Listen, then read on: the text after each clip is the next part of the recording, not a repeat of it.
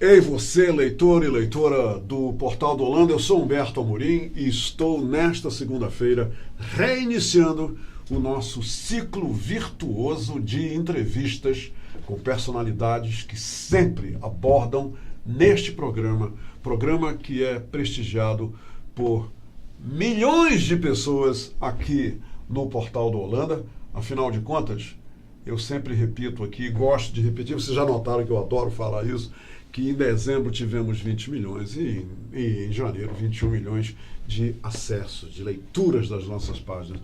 E por isso eu me sinto na obrigação, recompensado, gratificado, agradecer a todos vocês por esse prestígio que vocês dão ao nosso trabalho e ao Portal do Holanda como um todo.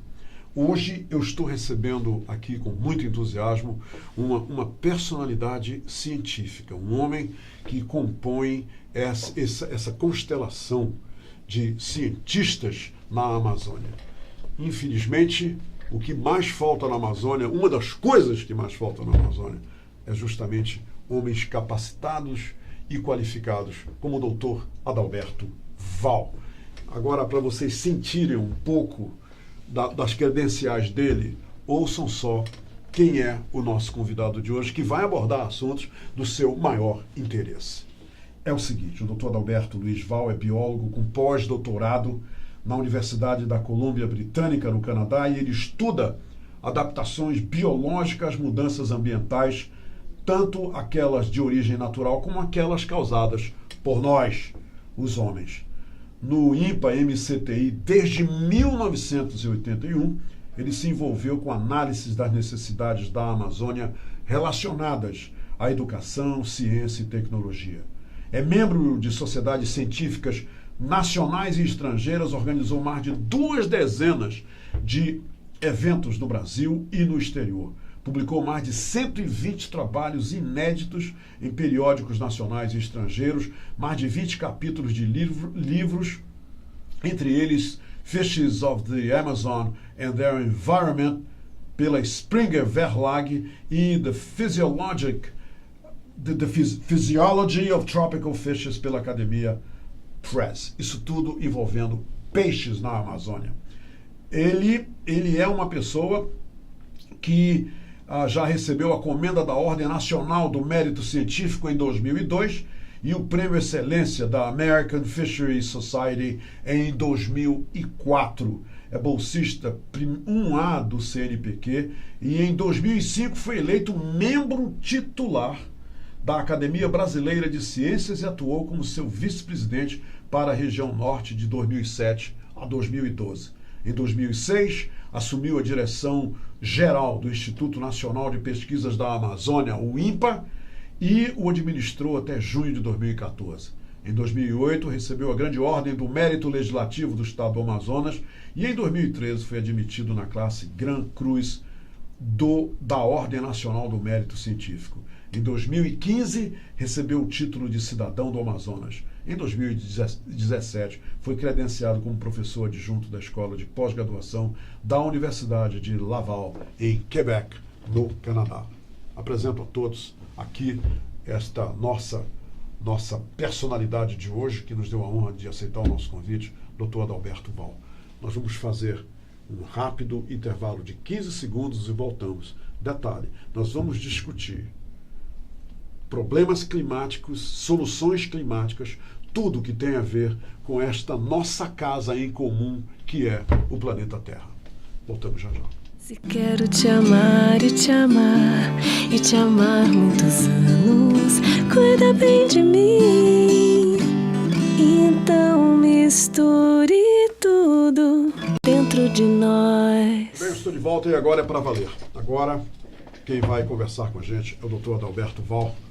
E preste muita atenção nesta entrevista. Tem informações aqui que ele vai compartilhar com a gente do seu extremo interesse. E não é só isso, não. Se você tiver filhos, aí é que o interesse cresce. Porque ele vai falar na terra, no nosso meio ambiente, no nosso habitat natural, agora e o que tem aí para amanhã, tá bom? É o amanhã que está preocupando. Doutor Alberto Val, seja muito bem-vindo ao Hora H. E eu gostaria de dizer para o senhor que lhe recebo com muita alegria e muito entusiasmo. Que bom que o senhor encontrou um tempo na sua agenda para falar com a gente. Muito obrigado. Obrigado você. Obrigado a todos os espectadores do Portal da Holanda. É um prazer estar aqui com você.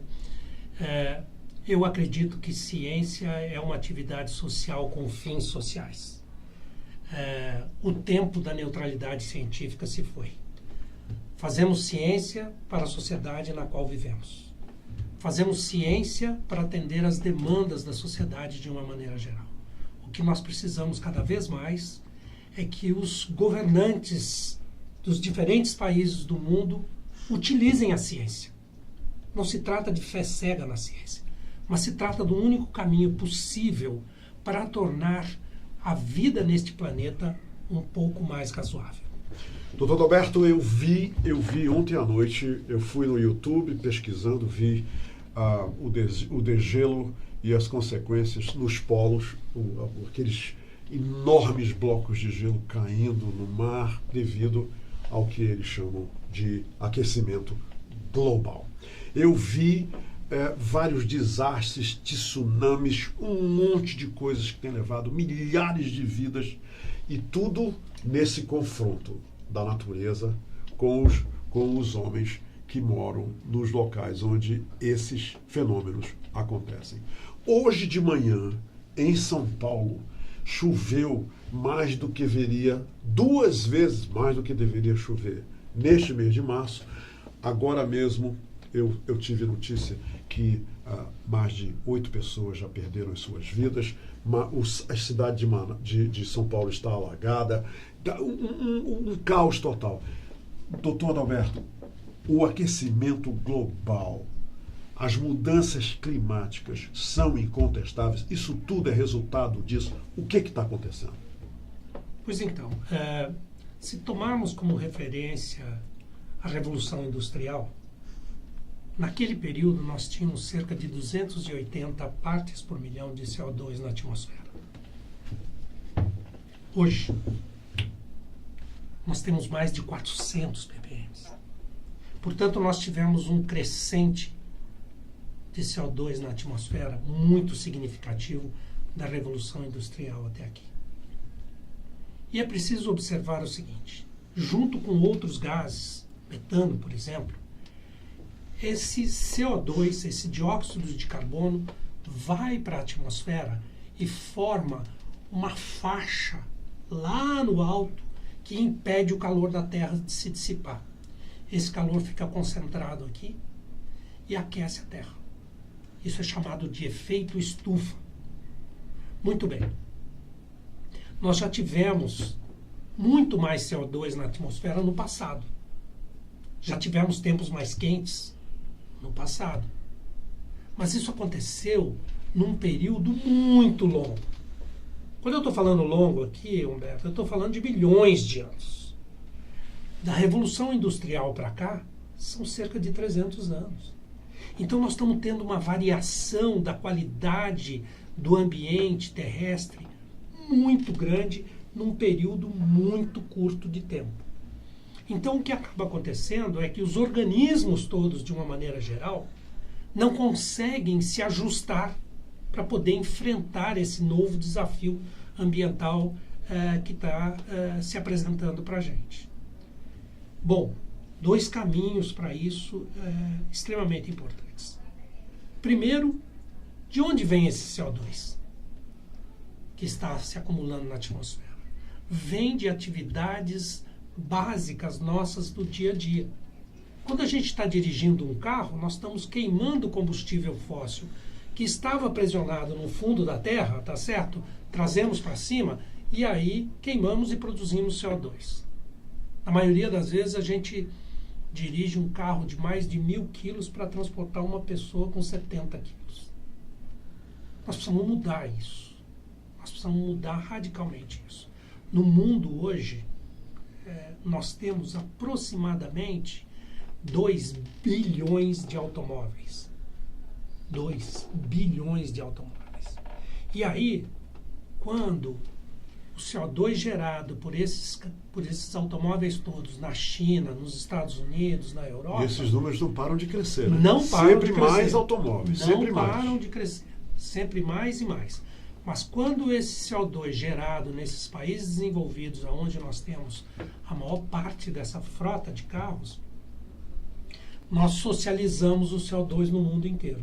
Isso vem parar aqui na Amazônia, vai parar na África, vai parar na Austrália, enfim, vai parar no mundo inteiro. E afeta tudo. E afeta tudo. Portanto, esta é uma casa comum. As divisas políticas entre os países servem para os governantes, servem para as sociedades, mas não servem para a biologia. Os peixes migram de um país para o outro, as aves migram de um país para o outro, e os problemas ambientais são socializados no mundo inteiro. Então nós precisamos, de fato, trabalhar essa questão. E levar isso a sério, E não levar é? isso a sério para valer. Não temos mais tempo para ficar discutindo se devemos ou não. Vamos discutir isso depois. Podemos abrandar as coisas depois, mas precisamos tomar decisões agora.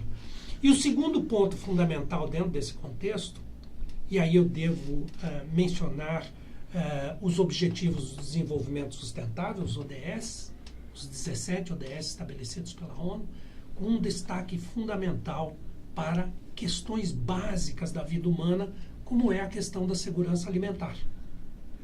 Com esse aquecimento global, regiões como a nossa, por exemplo, na Amazônia, podem enfrentar problemas extremamente sérios.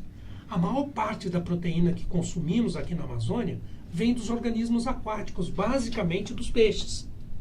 E os peixes da Amazônia, por questões evolutivas ao longo desses milhares de anos, milhões de anos, se acostumaram a temperaturas bastante mais altas do que tem no resto do planeta.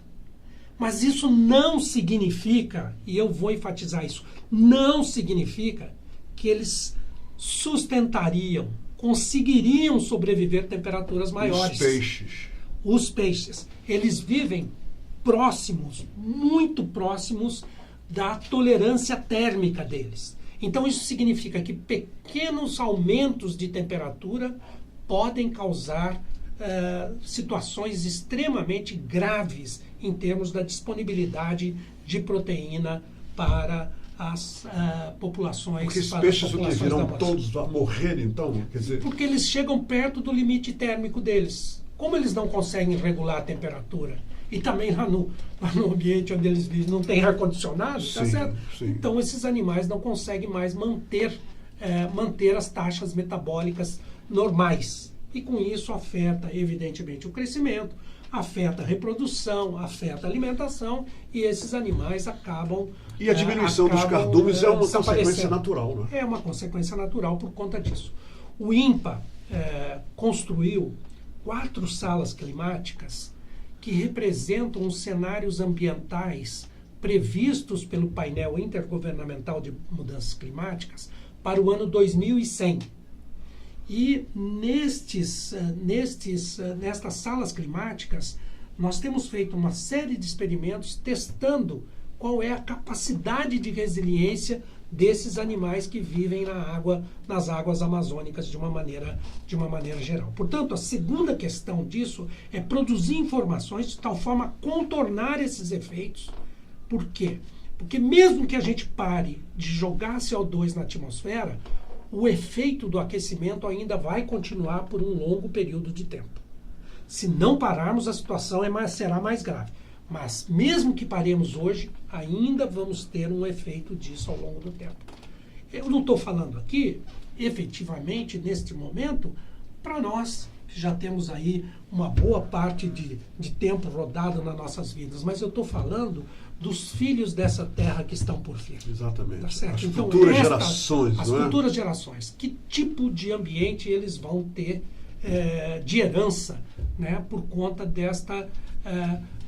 desse contraste forte que esta nossa geração tem criado, tá certo? Quer dizer, por que nós não trabalhamos fortemente, principalmente dentro das cidades, para criar situações em que a gente possa, de fato, viver numa comunidade com muito mais qualidade de vida?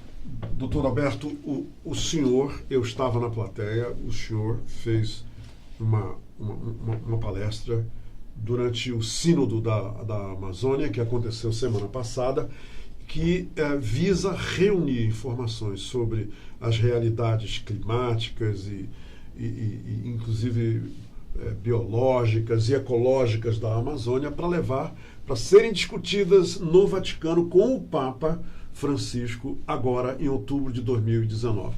O senhor falou agora sobre morar na cidade com mais qualidade de vida, mas o senhor declarou lá que o fato é que existe mais pobreza na periferia de Manaus do que no interior do estado. Quer dizer, parece que ninguém está vendo isso e só se fala que o povo do interior está lá abandonado. Isso é fato. Eles dizem, isso são números oficiais do governo, da propaganda do governo, que diz que, do governo do estado, que diz isso já há algum tempo, não é esse governo só, que 97% da floresta está aí, em pé. Né? Ela está aí, intocada, no estado do Amazonas. E o povo continua cercado por riquezas e dormindo em berço esplêndido em cima de riqueza. O que o senhor quis dizer com isso? Então, o que eu quero dizer com isso é o seguinte: o que nós estamos fazendo hoje, tá certo? De uma maneira geral, usando vários meios diferentes, nós estamos desligando as futuras gerações dos seus ambientes no interior. Nós estamos... Os jovens. Os jovens, de uma maneira geral. E é claro que os jovens querem uma qualidade de vida melhor. Aonde está essa qualidade de vida melhor? Nas cidades. Então, a gente tem um movimento dessas pessoas para se abandonando o interior e vindo para a cidade. Abandonando o interior e vindo para a cidade. Agora, lá no interior, bem ou mal, o indivíduo tem uma casa, tá certo? Não é aquela casa dos sonhos, não é aquela casa mostrada na televisão, mas é lugar da moradia do indivíduo. O alimento está do lado de fora, está lá no rio. Bom, esse indivíduo vem para as cidades com a perspectiva do emprego, com a perspectiva de uma melhoria na qualidade de vida, mas nós estamos num mundo em franca evolução, onde você tem desempregos crescentes no mundo inteiro acontecendo. Muito bem. O que vai acontecendo é que a gente vai tendo um aumento da população da periferia das grandes cidades. E os governos, de uma maneira geral, deixam essas populações do entorno das cidades desassistidas. Falta emprego, falta conexão, falta comunicação, falta saúde para este conjunto que vive em torno das grandes cidades. Isso não só na Amazônia. E é preciso lembrar que nós, quando falamos de Amazônia, não estamos falando de Manaus, por exemplo, mas falamos de Belém, falamos de outras capitais do estado e de cidades grandes nos países, nos demais países amazônicos também, com cidades como Manaus, que tem mais de 2 milhões de pessoas. Manaus e a principal cidade do interior de São Paulo tem o mesmo tamanho. Campinas, por exemplo, tem o mesmo tamanho de Manaus. São cidades com mais de 2 milhões de pessoas. Muito bem. Só que a produção de informações que levaria a um processo de inclusão social e geração de renda, uma melhor geração de renda, está desassistida nesse momento. Você toma, basicamente, os processos de educação, ciência e tecnologia na Amazônia, tem um investimento que é menor do que 2,5% de todo o investimento que o governo brasileiro faz em ciência e tecnologia.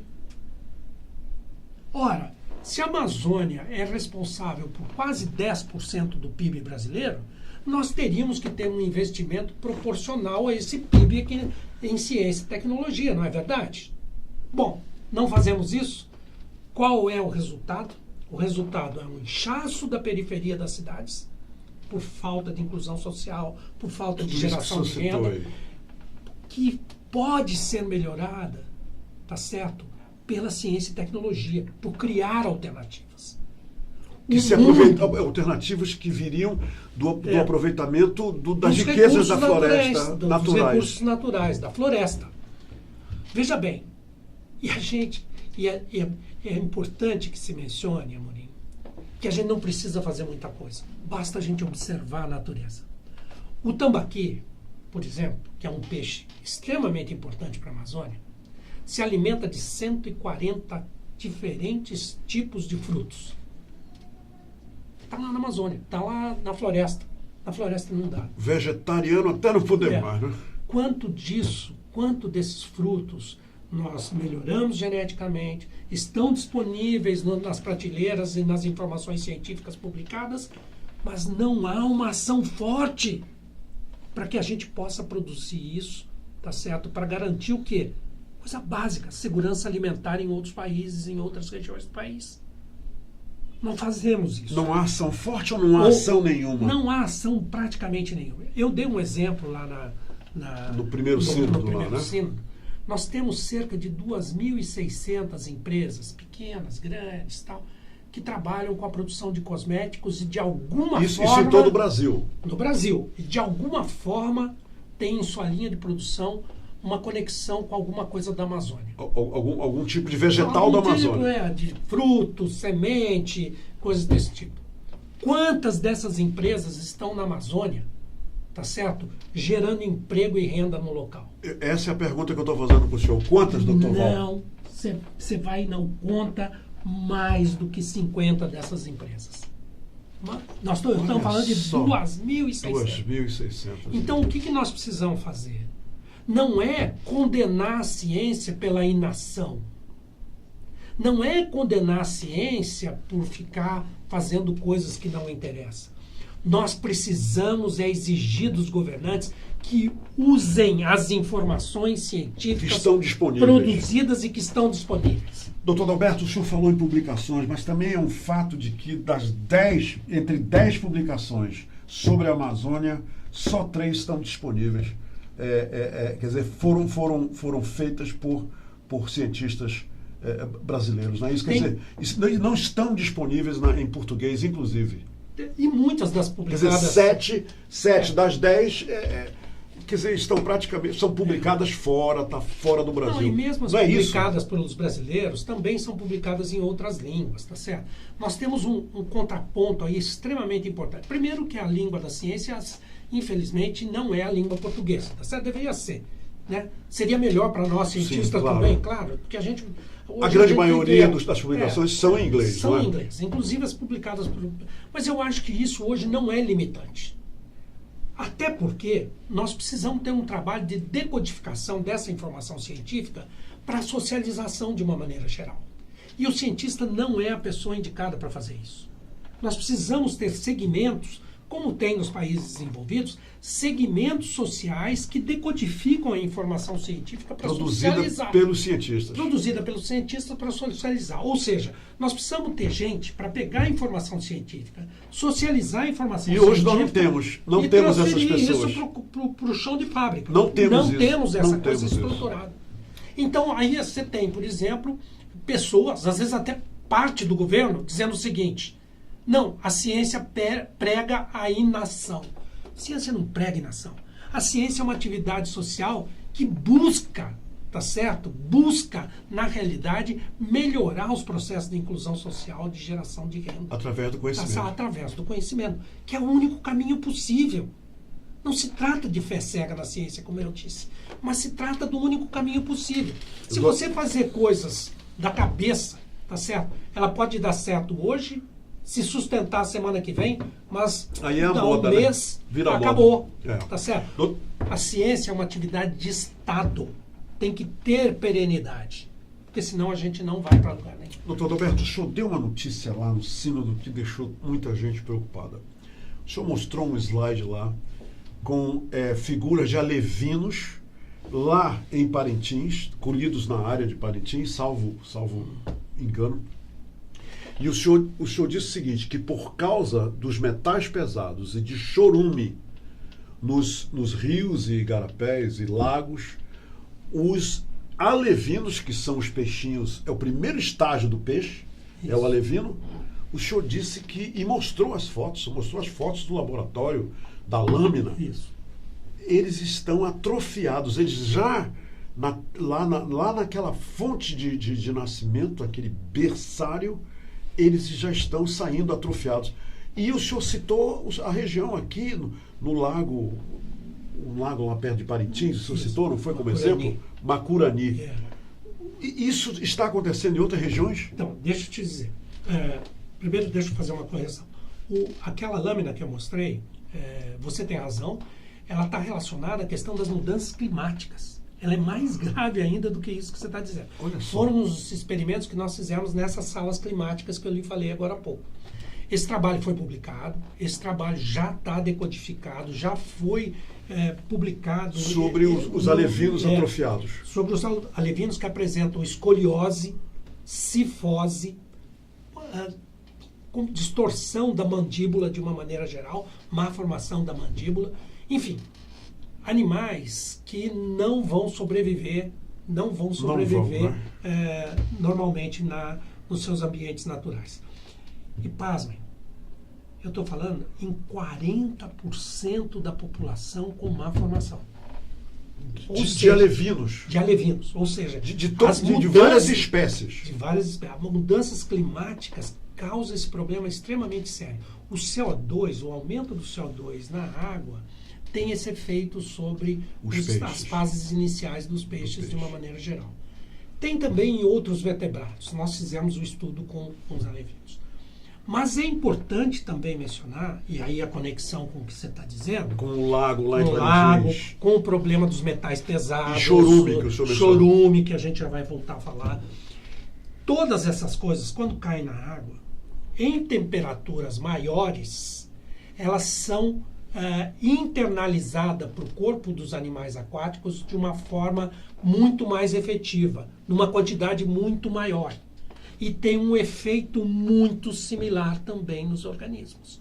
Então você tem problemas metabólicos nos animais. Eu mostrei, por exemplo, a questão do aumento brutal que você tem em peixes com maiores quantidades de açúcar no sangue. O açúcar no sangue dos peixes tem o mesmo efeito que tem na gente. Tá, se nós não ficamos diabéticos quando tem o açúcar, o peixe fica diabético. O peixe também, tá certo? Então, quando ele está estressado lá no ambiente por conta do chorume, por conta dos metais pesados, por conta de derivados de petróleo, tem o mesmo problema. Tá certo? Exatamente o mesmo problema. Então, esta questão do lixo sólido, dos lixões que nós temos... O chorume vem dos lixões, não é? É o que escorre... O que escorre dos lixões. Dos lixões para e vai para os igarapés e para os lagos. Então, o que nós precisamos fazer nessas questões todas é, primeiro, nós temos uma lei que está regulando isso. E nós estamos postergando cada vez mais o uso disso. Segundo, nós precisamos imediatamente parar de vender medicamentos que que as pessoas não vão usar. O que acontece quando a gente não usa o resto de uma cartela de medicamentos? Joga aqui fora. Em Manaus. A gente joga fora. Aonde que joga? No lixo. vaso sanitário, no lixo. E vai para o lixão. E vai para o lixão, lá a água, joga para coisa. Muito bem. O peixe vai lá, come aquilo lá, toma aquilo, aí eu vou, pesco o peixe, eu como o peixe. Eu como o peixe, Pronto. como aquele medicamento lá também. Lá vai aquilo. Enfim, quer dizer, isso tem um problema extremamente sério. Então, nós precisamos ter um esquema, como tem em outros países desenvolvidos do mundo. Se o médico lhe mandou tomar 3 comprimidos, você teria que ter o direito de comprar 3 comprimidos e não uma caixa com 20. E outra coisa, isso é uma prática costumeira. Você precisa, ele diz, tome durante 5 dias e vem lá uma cartela com 15 pastilhas, você toma 5 pastilhas, melhora e o resto joga fora. E ela tem um tempo de validade? Tem um tempo de validade. Quer dizer, quando na próxima vez que você precisar, eventualmente se precisar, você vai que olhar a validade. Que conselho o senhor está dando? Doutor Val, nós ainda temos tempo para lhe fazer uma pergunta. E a pergunta é a seguinte. Eu gostaria que o senhor analisasse, como amazônida, esse nosso complexo de vira-lata, que o boto é vermelho e se torna cor-de-rosa da noite para o dia, e o pirarucu, de repente, torna-se bacalhau. Chamar pirarucu de bacalhau. E tem mais, eu ouvi um secretário dizer, eu estava na plateia, e ele disse o seguinte: o bacalhau da Amazônia, que é o nosso pirarucu, nós vamos exportar para a Noruega, porque eu fiquei abismado. Por favor, o seu comentário. Então, olha só, de fato, a gente não tem nenhuma espécie tropical mundial que faz parte da criação de peixes, da piscicultura mundial. A espécie que a gente está criando aqui hoje no Brasil, que ocupa o maior espaço na comercialização, é a tilápia, que é uma espécie exótica, tá certo? Aqui no Brasil. Por que não o tambaqui? Por que não o pirarucu, que cresce 15 quilos no primeiro ano de vida? Primeiro ano de vida. Cresce muito mais que boi. Cresce muito mais do que qualquer outro organismo. Fantástico. Mas o que acontece? A gente não tem... E a informação existe.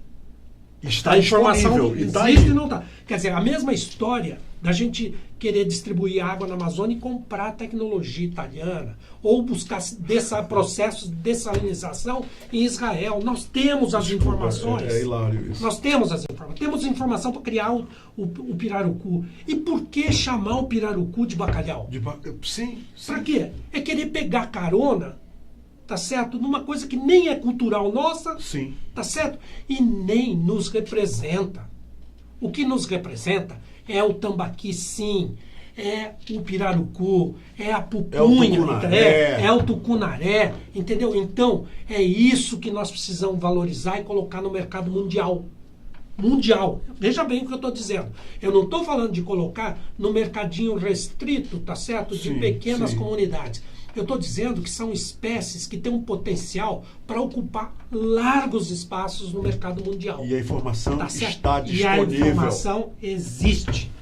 Doutor Adalberto Luiz Val, muito obrigado pela entrevista e eu tenho certeza que haverá uma repercussão muito grande de tudo aquilo que o senhor falou e eu espero que isso aconteça.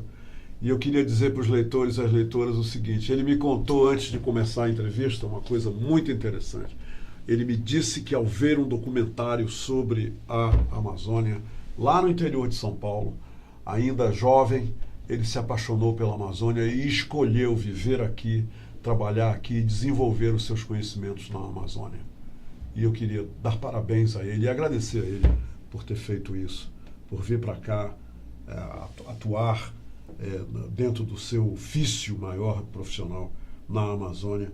E é um apaixonado pela Amazônia, ele não nega isso, a gente vê no discurso dele. E uma outra coisa que ele falou é quando ele era bem pequenininho, ele tem uma foto com a gravata borboleta, entendeu? E ele guarda essa gravata até hoje, tá vendo? Isso é muito bom, parabéns. Muito obrigado, doutor Adalberto. Muito obrigado, Neto, um prazer. Isso está no INPA, não é isso? Estou no INPA, Instituto Nacional de Pesquisa Amazônia aqui em Manaus, e quem quiser falar com o senhor, vai lá no INPA. Já poderia estar aposentado, mas não quero me aposentar. Eu quero ficar trabalhando. É muito amor pela Amazônia, né? Produzindo informação. Eu estou à sua disposição, estou à disposição de todos os telespectadores, leitores desse importante veículo de comunicação. Penso que a gente precisa ter a ciência no colo da sociedade. Portanto, programas como esse, entrevistas como essa, são vitais para que a gente valorize a informação que essa sociedade paga por ela. Obrigado, doutor Alberto. Estou à sua disposição.